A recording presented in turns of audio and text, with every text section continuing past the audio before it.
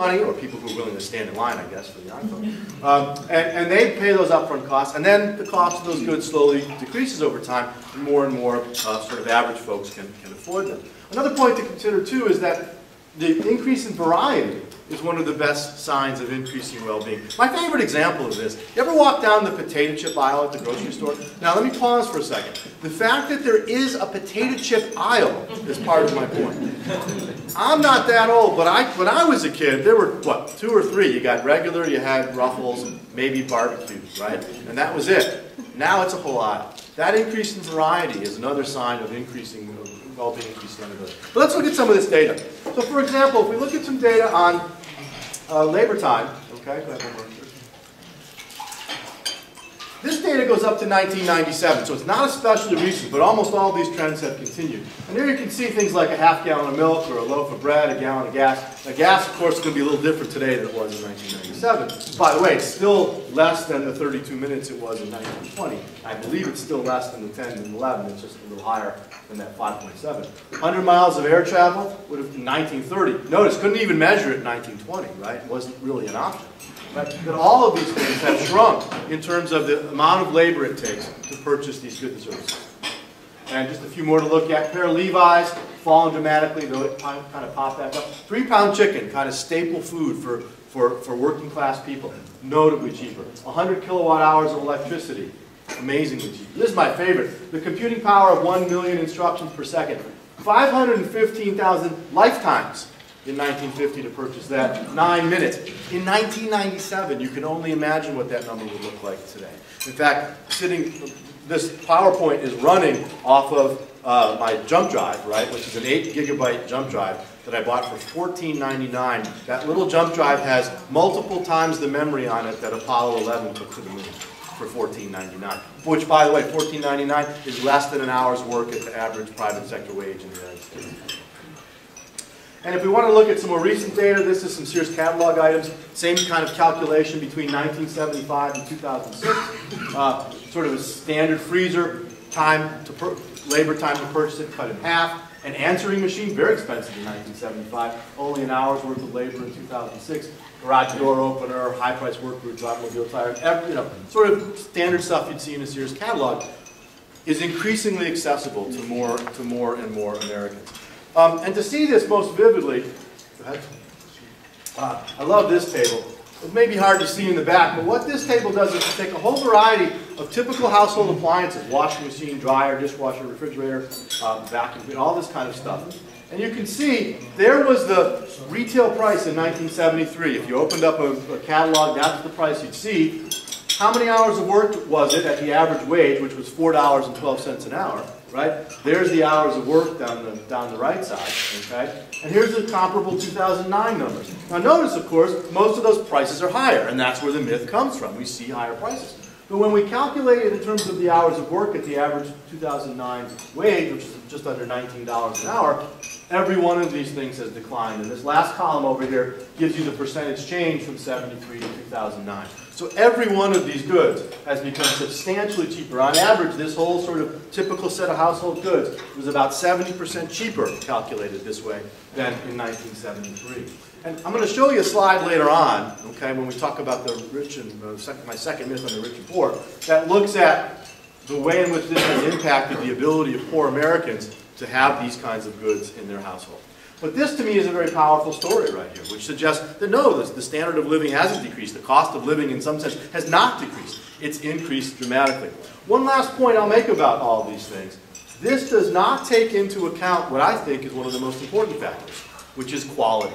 Okay? The quality of almost every one of these goods is better than it used to be. Now, sometimes people say, well, I had a coffee maker that lasted me 15 years. Okay. You might have, but the average washing machine, you can buy these front-load washing machines that use much less water, right, that last longer. Refrigerators are built more energy efficient. They use less energy. They have more features on them than they did before. We just bought a brand new stove with one of those cool middle burner things where you can heat big pots on it, right? All these kinds of qualities. If you start to think about other kinds of goods like automobiles, right? When I was young, if my parents bought cars in the 1970s, if one of those cars lasted 100,000 miles, that was something of a miracle, right? That was a cause for celebration. Today, if you don't get 100,000 miles out of your car, you feel like you got ripped off. So, and not only that, when we think about what's in air conditioning and stereo systems and GPS and all the other features cars have, when we start to think about if we were to somehow adjust these things for quality, right, this story here would be even more dramatic than it is already. So I think that's a very effective way from where I sit to think about these changes in the cost of living. So myth number 2, this is the one that always starts a lot of conversation, as you might expect. Just put water all over myself. The rich are getting richer, the poor are getting poorer. I'm going to show you some data in a minute, including one piece of data that is the sort of kernel of truth to the myth, right?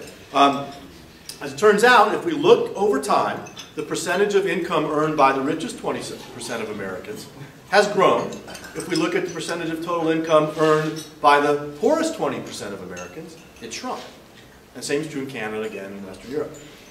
And that's it. People say, aha, see, the rich are getting richer, the poor are getting poorer. And my response to that is, well, not so fast. Let's think about what that means.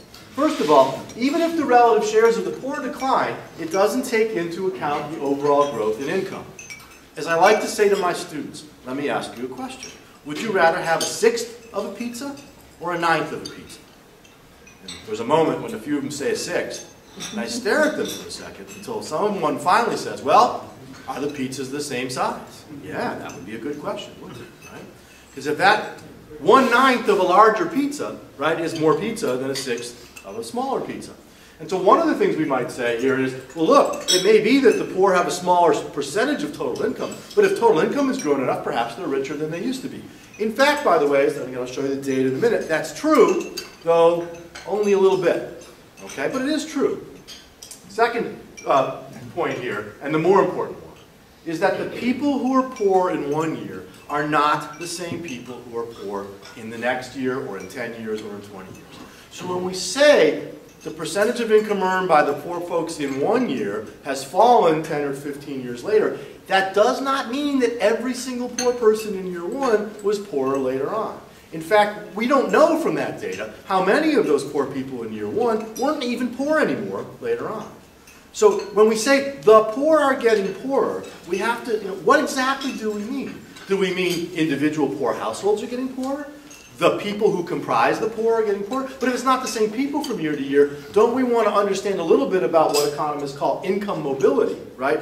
As a way to think through whether people who start off poor stay poor or get poorer. It also turns out, by the way, that there's more persons per household at the top of the income distribution than the bottom. So and this is all done in terms of households. So when we say the lowest 20% of households are getting poorer, it's the same number of households, but a lot of those are one-person or two-person households. Whereas the households that are getting wealthier at the top are often 3 or 4 or 5, 6-person households.